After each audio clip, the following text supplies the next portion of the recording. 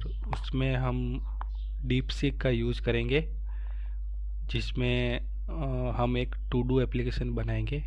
और deep seek जो कि अभी यूट्यूब पर सबसे ज़्यादा ट्रेंडिंग में है और काफ़ी ज़्यादा क्रिएटर्स ने उसके ऊपर वीडियो बनाई है कि वो चैट जीपीटी को टक्कर देने वाला है।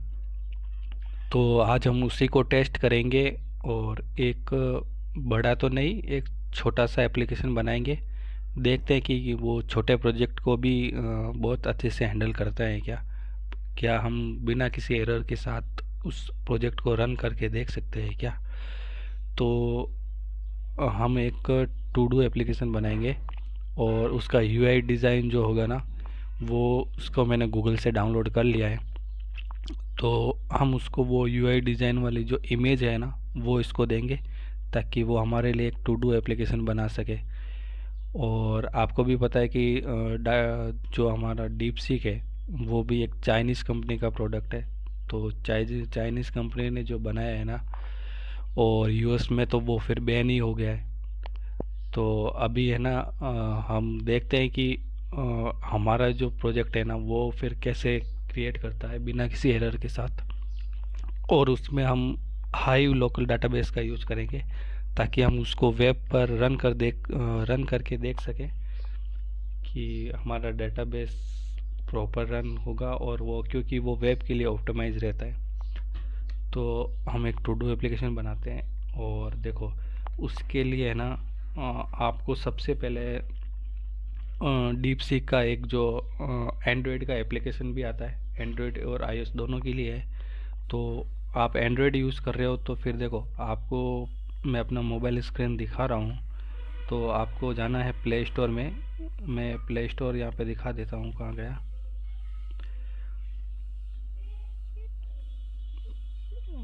ये रहा, मैं प्ले स्टोर के ऊपर आता हूँ और यहाँ से ना आपको डीप सीक लिख के उसका एप्लीकेशन डाउनलोड कर लेना है। क्योंकि मैं आपको मोबाइल पे करके दिखा रहा हूँ, क्योंकि देखो अगर हम पीसी पे करते हैं ना तो उसको कमांड देने के लिए हमें टाइप करना पड़ेगा बहुत सारा, ठीक है। लेकिन अगर आप मोबाइल से करोगे ना, तो मोबाइल से क्या होता है कि हमारे पास कीबोर्ड में बोलने का ऑप्शन आता है, जिसमें हम सिर्फ बात ही करनी है और वो कीबोर्ड से ऑटोमेटिक टाइप कर लेगा, चाहे फिर आपको कितना ही क्यों ना टाइप करना हो। तो देखो हमारे पास ऑप्शन होता है, मैं दिखा देता हूँ आपको। तो देखो मैंने तो इसको इंस्टॉल भी कर दिया है और मैं यहाँ से ओपन करके दिखाता हूँ। तो ये मेरा ओपन हो गया है और इसका यूआई डिज़ाइन देखो बिल्कुल चैट जीपीटी की तरह ही है। बिल्कुल सिंपल और आसान है, जैसा कि आप चैट जीपीटी में यूज़ करते हो, ठीक है। तो यहाँ पे देखो मैं न्यू चैट के ऊपर आता हूँ यहाँ से। तो आप जब अकाउंट इसको डाउनलोड करोगे ना, तो आपको अपनी ईमेल आईडी लगा के, ईमेल आईडी और पासवर्ड के साथ एक बार लॉगिन कर लेना है। फिर आपके पास ऐसा ऑप्शन आएगा। तो देखो यहाँ से ये प्लस का ऑप्शन है, यहाँ से मैं यूआई डिज़ाइन इसमें ऐड करता हूँ जो मैंने डाउनलोड कर लिया है। तो देखो ये हमारी इमेज है यहाँ पे, तो मैंने इसको दे दी है। और फिर मैं देखो ये रहा हमारे पास। तो देखो मैं यहाँ से बोल कर दिखाता हूँ आपको। मुझे एक फ्लटर प्रोजेक्ट क्रिएट करना है जिसमें हम टू डू एप्लीकेशन क्रिएट करेंगे। तो मैंने तुम्हें एक यूआई डिज़ाइन शेयर किया है जो कि इमेज तुम्हें प्रोवाइडेड है, मैंने ऊपर आपको दिया है।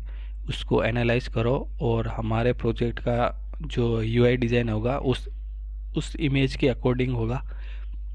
और तुम एक जो टू डू एप्लीकेशन क्रिएट करो जो कि बिना किसी एरर के साथ परफेक्टली रन हो जाए, जिसको मैं अपने वी एस कोड में या फिर अपने कोड एडिटर में उसको रन करके देख पाऊँ, जिसमें मुझे कोई एरर नहीं मिलनी चाहिए। और जब भी तुम टू डू एप्लीकेशन को क्रिएट करते हो तो उसमें सारे फीचर्स को चेक करना कि उसमें वो सारे फीचर्स वर्किंग हो, फिर ही तुम नेक्स्ट स्टेप में आगे बढ़ना। और उस एप्लीकेशन में एक काम और तुम करना कि मैं क्या बताना चाहूँगा तुम्हें।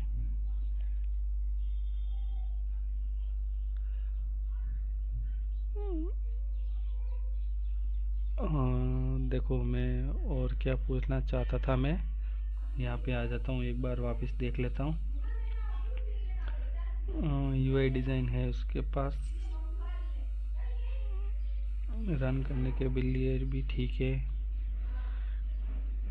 और एक चीज़ हमें जो और चेक करनी है इसके पास, कि ये जब यूआई डिज़ाइन कर रहा है एरर भी नहीं आनी चाहिए और फीचर सारे वर्किंग होने चाहिए।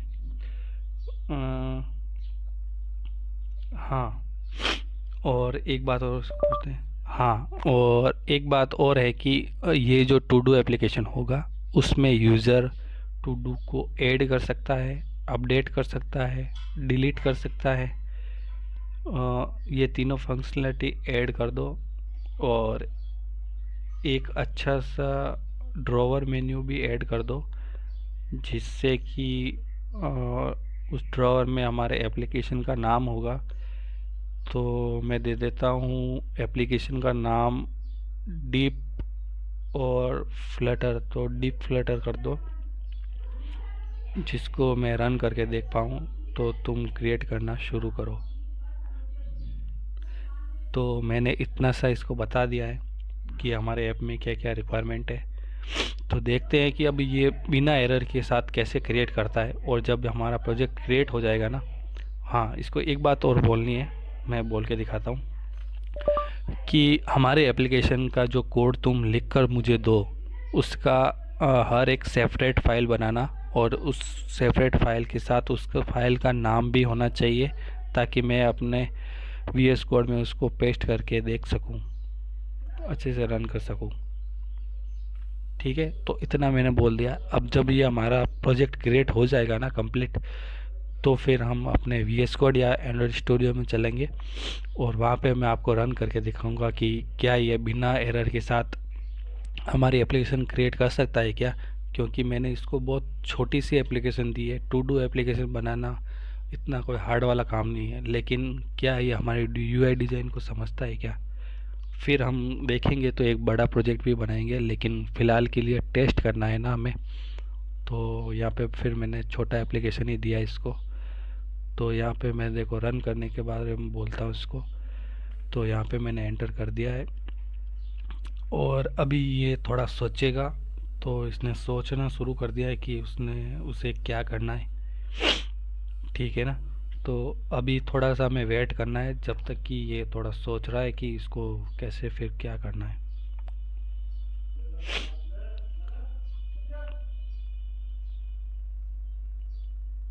तो अभी मैं थोड़ा सा वेट करता हूँ, और फिर जब ये हमारा प्रोजेक्ट क्रिएट हो जाएगा ना, तो फिर हम PC पर चलेंगे। और देखो इसने सोचना शुरू कर दिया है, और इसको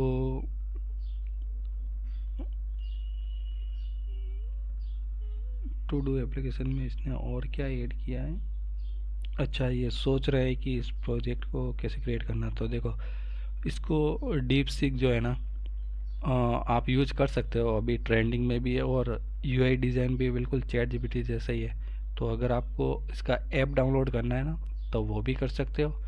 नहीं तो आपको जैसे चैट GPT को लॉगिन करते हो ना, वैसे ब्राउज़र में सर्च करके भी लॉगिन कर सकते हो। दोनों का प्रोसेस सेम ही होता है। और यहाँ पर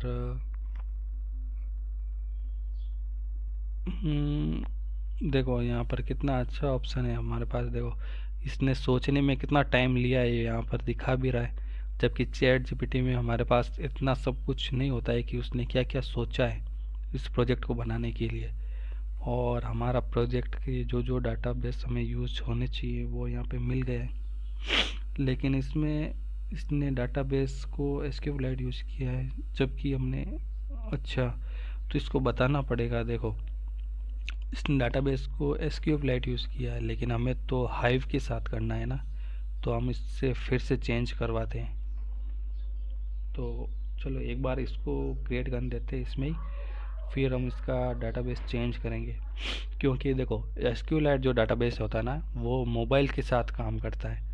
तो जब भी आप उस ऐप को रन करोगे ना, तो आपको एक रियल डिवाइस की ज़रूरत पड़ेगी, या फिर एक एमुलेटर की। जो कि मोबाइल हो, और अगर आपको डेस्कटॉप पे चलानी है तो फिर वो एसक्यूएल डाटाबेस काम नहीं आएगा,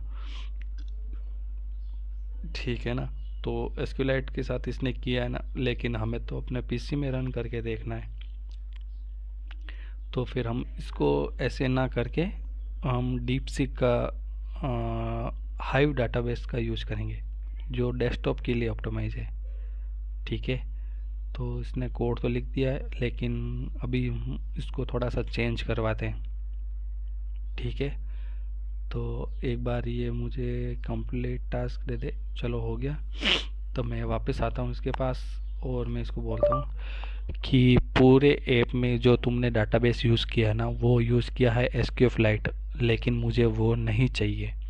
मुझे चाहिए हाइव लोकल डाटाबेस जो वेब के लिए ऑप्टिमाइज होता है। तो तुम अपने प्रोजेक्ट को हाइव डाटाबेस के साथ रिप्लेस करो और फिर से कोड जनरेट करो, और मेक श्योर करना कि उसमें कोई एरर ना हो और मैं बिना किसी एरर के साथ उस कोड को रन कर पाऊँ, ठीक है। तो इतना मैंने बोल दिया और अभी मैं इसको रन करता हूँ, ठीक है। तो यहाँ पे फिर से मैं एंटर देता हूँ इसको। तो अब ये हाइव डाटाबेस के साथ यूज़ करेगा। तो क्या इसने समझा है क्या? इसने हाई समझ लिया है, जबकि मैंने इसको हाइव डाटाबेस बोला था। फिर भी देखते हैं क्या हाइव डाटाबेस को ये समझ पाया कि नहीं पाया। चलो मैं इसको स्टॉप करता हूँ और वापस बोलता हूँ। स्टॉप तो हो जाना चाहिए। चलो मैं इसको वापस बोलता हूँ। देखो, तुमने इस प्रोजेक्ट में जो लोकल डाटाबेस यूज़ किया है वो किया है SQF Lite, लेकिन मुझे वो नहीं चाहिए। मुझे चाहिए हाइव लोकल डाटाबेस, ठीक है। तो तुम अपने पूरे कोड को उसमें रिप्लेस करो और हाइव लोकल डाटाबेस का यूज़ करो, जिसको मैं अपने वेब पर रन करके देख सकूँ इस फ्लटर प्रोजेक्ट को, ठीक है। तो इसमें हमें देखो थोड़ा सा चेंज करना पड़ेगा, क्योंकि देखो इसने थोड़ा सा समझने में प्रॉब्लम कर दी है। तो यहाँ पे देखो मैंने हाइव लिखा था, तो मैं यहाँ से इसको हाइव बोलता हूँ और इसको यहाँ पर भी बोलना पड़ेगा। यहाँ पे हाइव बोलते हैं और वेब पर दिखाने के लिए फ्लिटर की जगह हम फ्लटर करते हैं। फिर अब मैं इसको वापस से रन करता हूँ। तो अब ये अपना कोड को रिप्लेस करेगा। देखो इसने ठीक बोल दिया है और SQLite की जगह हाइव डाटाबेस के ऊपर जा रहा है। तो अभी थोड़ा सा वेट करना है, फिर हम आगे बढ़ते हैं।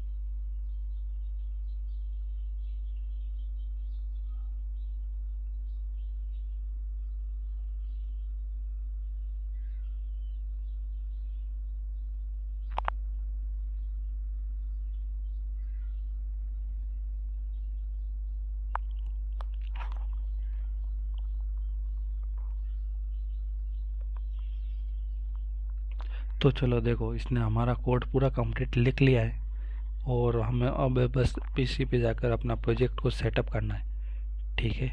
तो चलते हैं फिर हम अपने डेस्कटॉप की स्क्रीन पर और इसको हम अपने फ्लटर प्रोजेक्ट में क्रिएट करके फिर हम इसको रन करेंगे, ठीक है। तो चलो देखो यहाँ पे मैं आपको डीपसीक को लॉगिन करके दिखा रहा हूँ, लेकिन जो मैंने ट्राई किया था ना, तो हमारा जो यहाँ पे एक टास्क था ये प्रोजेक्ट क्रिएट करने का, वो नहीं हो पाया, तो वो आपको आगे पता चलेगा। और डीपसीक इसको ठीक नहीं कर पा रहा है, क्योंकि देखो मैंने आपको प्रोजेक्ट रन करके भी दिखाया। यहाँ पे जब मैं टास्क को ऐड कर रहा हूँ और यहाँ से डेट भी सेलेक्ट कर रहा हूँ, तो ये टास्क ऐड नहीं हो रहा है। और इसका यूआई भी कुछ खास नहीं है, जबकि हमने यूआई इमेज शुरुआत में दी थी इसको, लेकिन उसने इसको बिल्कुल भी फॉलो नहीं किया है। और हमारे टास्क भी ऐड नहीं हो रहे, यानी कि डीपसीक प्रॉपर से काम नहीं कर रहा है, जबकि मैंने डाटाबेस के साथ किया था। और देखो कोड ये है कंप्लीट, जिसको जो हमने डीपसीक के साथ जनरेट किया था ना, उसमें बहुत सारे एरर आ रही थी। और देखो यहाँ पे मैंने एरर आई तब इसको शेयर भी किया, तो इसने मुझे बोल दिया कि सर्वर इज़ बिज़ी। तो फिर वहाँ पर पे तो हमारा काम फेल हो गया। लेकिन जब हमारा जो एआई एडिटर है ना, उससे मैंने ये सारी एरर फिक्स करवाई है, तो यानी कि मेरे पास डबल डबल मेहनत हो गई। एक तो डीपसीक से भी करवाई मैंने, और यहाँ से भी मैंने इसको एरर फिक्स करवाया। लेकिन दोनों को फिक्स करवाने के बाद भी हमारा टास्क कंप्लीट नहीं हुआ, और हमारा जो एप्लीकेशन है ना वो प्रॉपर नहीं हो पाया। तो इस केस में तो डीपसीक फेल हो गया हमारे हिसाब से, क्योंकि एक सिंपल सा एप्लीकेशन है जिसमें भी बहुत सारे एरर आए, और इसको मैंने एक फ़ाइल में भी कन्वर्ट करने को बोला, उसके बाद भी ये बहुत सारे एरर के साथ हो गया और नहीं कर पाया। तो देखो यहाँ पे मेरा ये रिजल्ट, यहाँ पर तो ये प्रोजेक्ट फेल हो गया, लेकिन मेरा ये मतलब नहीं है कि ये जो प्रोजेक्ट फेल हो गया तो डीसीपी फेल है। ये सही हो सकता है, लेकिन जो हमारा प्रोजेक्ट है ना उस हिसाब से फेल हुआ है। तो यहाँ पर तो हमारा प्रोजेक्ट फेल है, लेकिन फिर भी मैं अपलोड कर रहा हूँ। तो अभी के लिए तो यही ट्राई किया है, देखते हैं कि नेक्स्ट वीडियो में हम फिर से एक बार ट्राई करेंगे, और देखते हैं कि नेक्स्ट टाइम जब हम इसको ट्राई करेंगे तब क्या रिज़ल्ट आता है। लेकिन अभी के लिए तो मेरे हिसाब से ये फेल है।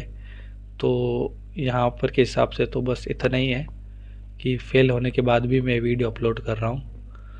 ठीक है, तो देखते हैं नेक्स्ट वीडियो में ये पास होता है या फिर नहीं। ठीक है, बाय।